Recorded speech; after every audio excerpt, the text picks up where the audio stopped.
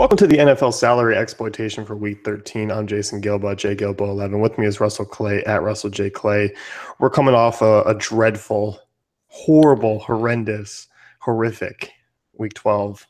It was. So, we kind of go through ups and downs, and especially I play more tournaments than cash. So, you're going to have down weeks, and, if you, I'm going to issue an apology here because I know I did horrible this week. Cooper, Cooks, Russell Wilson, not being on Justin Tucker, not having Giants D, really just not having any of the optimal plays other than maybe Tavon Austin on Yahoo. I mean, it really was a dramatically painful week for me, to the point where I could actually turn it off. And I don't usually turn it off or stop checking scores until it's over. Off around the second quarter of the 4 o'clock games, I knew this wasn't going to be the one. Yeah, I felt good because I just had Wilson. I had the Seattle core to go still, and I was like, all right, my guys are respectable. They're okay. I didn't tank it defense. I'm okay. And then we were laughing. 5 points. Just 5 points. Seattle scored 5 points. 5 points. 5. It's horrible. Not 7, not 3, 5. Just throwing up an awkward number just to really stick the knife in and twist it on us. But anyway, those weeks are going to happen, especially, if you're playing every week and you're playing a decent amount of volume. So, you just got to not throw your whole bankroll in there and move on to the next week is really, the whole thing. So here we are. That's what we're doing. Moving on. And we're moving on with quarterbacks here. Tyrod Taylor taking on Oakland on the road. What do you see with his prices this week? Yeah, well, not only Tyrod, and we'll get into his receiver, Sammy Watkins, in a sec as well. But Tyrod's been consistent this year, and he hasn't had Watkins for most of the year. He hasn't had that high ceiling player that can do things for him. Obviously, he had Greg Salas and Marquise Goodwin for a little while there. He has Justin Hunter in the red zone, but those guys are really specialty players that can't, take a 70-yard touchdown, break 3 tackles, So Tyrod Taylor has his guy back, faces a weak Oakland secondary. I know they've been playing a little better of late, but overall they're still a bend and mostly break defense. As far as his floor, I think he's got one of the highest floors on the slate. 5,700 on DK is really where I'm zoning in on him. I think he's a potential cash game guy. FanDuel, stick to more tournaments just because he's in that range where everyone's seemingly clumped together. But in terms of DK, I like him as a cash game guy. Yeah, under 6K, that's a really nice price tag for him. FantasyDraft is relatively cheap as well. And then we get into Russell Wilson here, which I'm curious to see because, this is probably the ultimate recency bias that we have on our hands. Yes. Oh, no question. And, he just had 3 straight amazing games. So I think we all kind of assumed, including myself, that this trend was going to continue like it did last year. It's a really weird, that was a really weird game. And it shows that Seattle still has a lot of trouble up front in the offensive line. And they're certainly a work in progress offensively, losing CJ Prosise. That was an issue as well. Didn't really have a dump off option. Rawls might not be the same guy we saw in that short sample last year. But I think we gamble on this, right? I'm just looking at it. I'm saying 6,300 on DK, 7,700 on FanDuel. I'm willing to gamble that him and Jimmy Graham and Doug Baldwin can all figure it out this week against the Carolina secondary that simply isn't good. So Luke Kuechly might be back. Certainly Carolina's been getting more pressure on the quarterback, but overall, I think Wilson's a great play in all formats again, and I'm not worried about this game. It was just one game to me. I like the 3 previous games as a better sample of what we're going to see going forward. Yeah, I do too. And they're back at home. I really wasn't worried about them traveling cross country And I really wouldn't be, again, you run that 10 times, I still wouldn't be afraid of it. But given the fact that they're back at home, as you mentioned, this Carolina secondary is awful. Baldwin Graham, obviously pairing options again. I'm not going to be, afraid to go back to that well. Yeah, I just think the Buccaneers front seven is pretty good at getting pressure, and it's just a good thing to keep us in check on this Seattle offense because, oh, yeah, they do have a bad offensive line. They do have things that would make us want to hold back our exposure a little bit going forward. Yeah, definitely. Looking at running backs here, and we're looking at a couple of guys that are going to be opening up to more usage.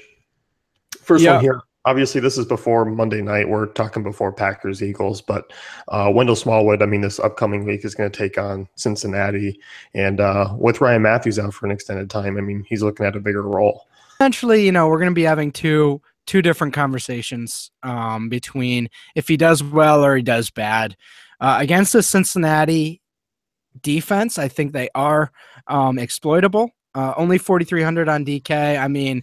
We've seen him have a few good games this year on, that 10 to 15 carries. If he can just, boost up that carry floor to like 15, I think we're looking at a really good chance at hitting value here, especially in that offense, the way it's set up. It's set up for more chunk plays in the run game. So I do like him. 55 on FanDuel might not be something I'm looking to risk in a cash game, but I certainly think it's viable overall. I think this week is interesting because we have Giants Pittsburgh. In Pittsburgh, which obviously Roethlisberger, Antonio Brown, Odell Beckham is a correlation.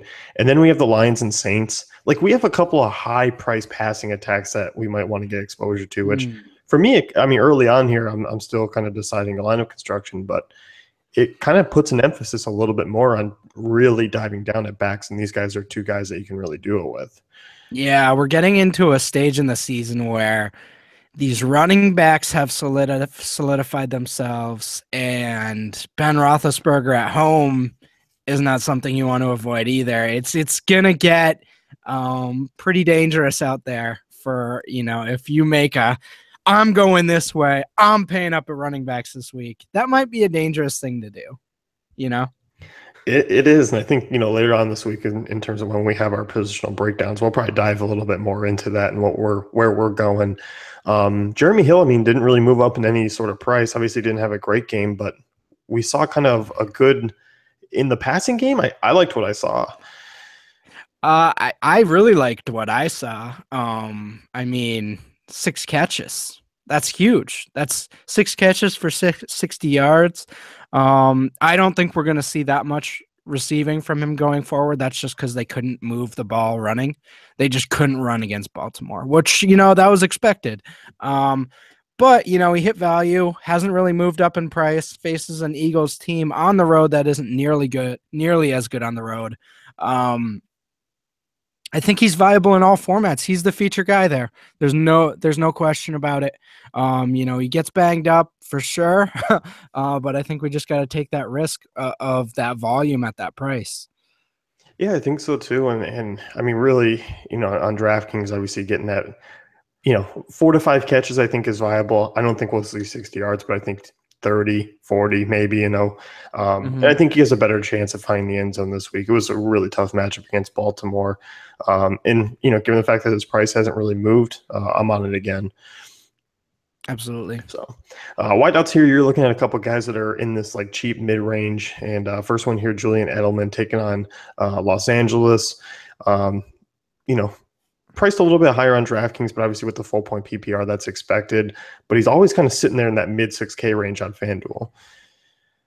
I just think, with the injuries to Gronk, with the injuries to Martellus Bennett, Chris Hogan banged up, Edelman has been doing well of late. He hasn't necessarily been consistent with the touchdowns, but 7 catches or more in each of the last 3, really looking like Brady's only healthy option right now. And he's not even, he gets the questionable tag every week. So I think you just move forward, assuming he's going to be that 7 to 10 catch guy per game. And we've obviously seen in the past, he can get over 10 catches fairly easily.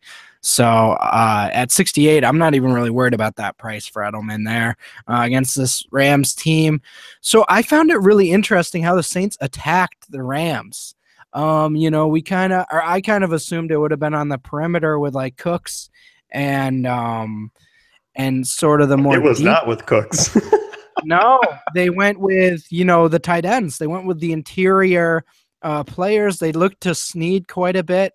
Obviously, Fleener got his and Josh Hill got his. I think that's going to be the way, teams start to attack them going forward. And I'm sure the Patriots are going to look at that film from last week and see how the Saints just ate them up. I mean, that's certainly good for Edelman, a slot. So I like this quite a bit for him. Yeah, I definitely do too, and really reasonable price tag on all three sites. We're looking at a guy here who's coming back from injury. We talked about him a little bit at the beginning, but using him with the Tyrod Taylor, really cheap, obviously, because he hasn't played this season. Mm-hmm. Absolutely. Sammy Watkins. Oh yeah, Sammy Watkins. Did you want to talk? We talked about last week, or we didn't really talk about him last week, but last year. He lived off of big plays, and that's kind of what we saw this week. Wasn't in on a full plate of snaps, but certainly has that big play ability every single play. So I think we just fire away with him starting this week. It doesn't look like they're going to limit him all that much. If you like Tyrod, you want to throw Watkins in there. It's kind of like last year. We didn't really know when he was healthy, but we just kind of. It just kind of worked out some weeks, He's not a matchup dependent guy. It doesn't matter who the secondary really is. He's got the speed and athleticism to beat pretty much any corner. So you kind of look at this matchup and you say, all right, Oakland, this should be one where Watkins should at least be in a really good position to create a big play at least 4 or 5 times. And that's all you can really ask for at 5,500, Yeah, definitely. And we saw last week, against the Panthers. Ted Ginn broke off an 80-plus yarder. Kelvin Benjamin had his 40-yard touchdown. They do give up, big plays. That's been the problem with Oakland. So that secondary has some names to it, but they haven't really quite figured it out. It's been a lot of kind of mishandling, big plays. Tyreek Hill, speaking of big plays, obviously had the return touchdown last night. But here in a good spot against Atlanta. Yeah, this is a pretty good matchup for both him and Travis Kelce. I didn't put Kelce in as a, tight end, but still just looking at it, I think this is a really exploitable matchup. Hill without Macklin. Now the thing is to watch, if Macklin does play, that neutralizes a lot of Hill's target share. And even if he is playing a full plate of snaps, it might not matter if Macklin's there sucking up all the Alex Smith dump downs. So I like Hill. Aware of if Macklin's going to play or not. If he's not, I think it's all systems go in all formats against this Falcons team, who's just horrific. They have some good players, but they're just they're horrific. Their defense is horrific. Yeah. They get no pressure. And they just, they have Keanu Neal, who's filthy. They have Vic Beasley, so they can get some pressure, but not enough. And they just give up enormous plays every week, a lot of them. And I think that's just going to continue. So he's a nice correlation with, Matt Ryan, Tevin Coleman, Julio. Taylor Gabriel basically mimicking Hill on the other side there. The mini dude, the mini mouse is speeding around there. So yeah, I'm cool with it. I am too, and I think we can see kind of a game shaping up where I think Atlanta gets out to a good lead, at home, and where you get to see Smith taking a little bit more chances down the field. I don't think it's going to be quite close like last night where they were able to still kind of run their offense, yet still trailed from behind a little bit towards the end. Mm-hmm. Absolutely. Tight ends here, Zach Ertz on the road against Cincinnati. Really cheap kind of across the industry. And, it has been involved in the offense more, finally. Yeah, finally. He still has those games where he's just in that catch and get tackled instantly role. And I mean, that's not normally a role that anyone has, but for Zach Ertz, Julius that Thomas. That's a yeah, Julius Julius Thomas Thomas role. is great. Actually, Julius Thomas is even better than him at this because he catches the ball at the line of scrimmage. It's wild how the Jags use him. Like they run him out to the side like he's an athletic running back. And are they shocked when he gets -1 yard on that? Like I don't understand. That is one of the worst plays you could call. Julius Thomas out without going forward first, just an out. Anyway, Zach Ertz, yeah, has been targeted in the red zone recently. That's exciting against the Cincinnati secondary at these prices. 5,300 on FanDuel, 4,300 on DK. Again, we don't have the benefit of seeing what he's going to do tonight against the Packers, but I would assume, I'm hoping he does terrible. Because then, maybe people will be off this play this week. But as far as this play goes, he's severely underpriced. Yeah, he definitely is. CJ Fedorowicz next here, taking on San Diego. This one was a little bit disappointing this previous week, as really tight ends didn't really do a whole lot anyway outside of Delaney Walker. But, I mean, this is a guy who I'm not going to be afraid to kind of go back to as a value option. Yeah, I think that's what we got to look at this stage. He's not an all-world talent, but he's good enough against a bad secondary to take advantage of it. With Brock Osweiler there, it's kind of ugly. I mean, it's really ugly. DeAndre Hopkins is the lowest he's been priced since probably his rookie year. Not even that appealing still. It's pretty wild. But, Fedorowicz, every week guy, going to get 5 to 10 targets a week. Obviously, they're volatile targets, and obviously, Ryan Griffin is involved in the red zone, so that's annoying. But overall, yeah, I think he's one of the more consistent options we have at this stage in the season, and that says a lot about the tight end position. Yeah, it definitely does. It's kind of trended downward from early on the season and really where we were last year, where it was one of the easier positions to kind of just lock in. We got to do a little bit more this year. It's a little bit more volatile. No doubt. Defenses here, looking at the Dolphins on the road against Baltimore. What do you see with this one? It's not a great play, but it's something I think you can do in a tournament against Joe Flacco. Dolphins have been able to get pretty good pressure this year, and Flacco's been one of literally the worst quarterbacks in the league. As far as that's concerned, obviously, Mike Wallace can make big plays. Brashad Perriman's there in the red zone, but their offense has been horrific this year. And, they're about as good as the Falcons defense. So if you just combine them, they'd be worse than the Browns pretty much. Let's not push it. All right. Yeah, that's fair. On DraftKings, the Cardinals obviously, overlap everything in that tier at 2,700, who's the next team I'm going to talk about. But Dolphins, interesting tournament pun on FanDuel and FantasyDraft, obviously. The Cardinals here, I think this is an interesting game from a Kirk Cousins is good against bad teams and bad secondaries, and then he's going to face Patrick Peterson and Tyrann Mathieu this week, and I could see a pick six in his future.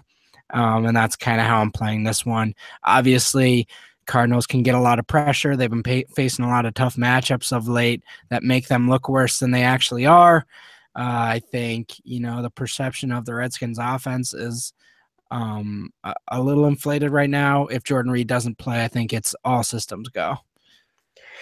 I mean, DK 2,700, 5K. I mean, on FanDuel, I might be looking at some other options, but I mean, really, when you put them down there at a price like that, I mean, that makes me look towards them quite a bit. Home matchup where they've always been better over the last few years on defense. Their splits are, they average a couple more points at home in terms of fantasy production.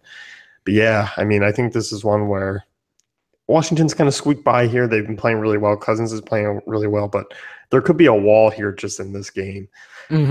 Absolutely. Yeah, I agree. I think it could be an interesting, regression game. Maybe play David Johnson, Cardinals D, and hope the Cardinals blow them out. Yeah, definitely. Always kind of a good correlation play. David Johnson's just a good correlation play with anyone in your Anything. lineup. Yeah, yeah, he's a good correlation play with like Josh McCown, and there's no reason why other than David Johnson's going to score 30 points. Yeah, or Justin Tucker, and then you got that 80-point upside between the two of them. Yeah, no kidding, right? No kidding. I think Denny did cover Justin Tucker as his top option this week. So That's my fault. But McManus didn't even do bad though. I'm not even mad about my McManus play, but no, I was about to fire away with Dan Carpenter, who can't even kick a damn extra point. no, you can't. Nope. The kicker lifestyle is wild now. It's just a wild world out there. I don't want to be a part of it.